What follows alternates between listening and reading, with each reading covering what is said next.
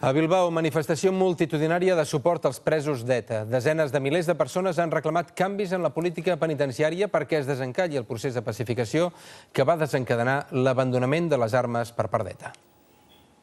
Desenes de milers de persones han col·lapsat el centre de Bilbao per dir prou a l'actual política penitenciària enmig de crits a favor de l'acostament i de l'amnistia.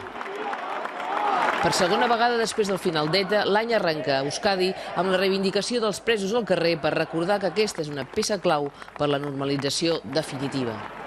Han encapçalat la marxa les furgonetes que cada setmana acompanyen les famílies als centres penitenciaris. Darrere caminaven centenars d'aquests familiars.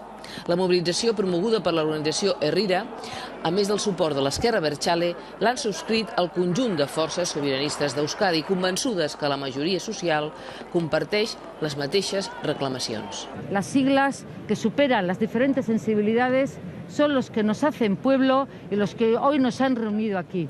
Mi esperanza es que no exista un 12 de enero de 2014, porque para entonces este tema esté solucionado o en vías de solución. El PNB no ha assistit a la marxa, on s'ha vist una representació d'Esquerra Republicana i de la CUP, mentre banderes estelades eren rebudes aquesta tarda amb aplaudiments.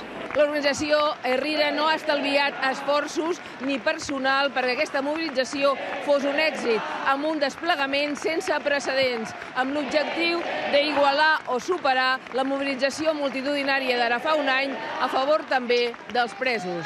Montserrat Vila, TV3, Bilbao.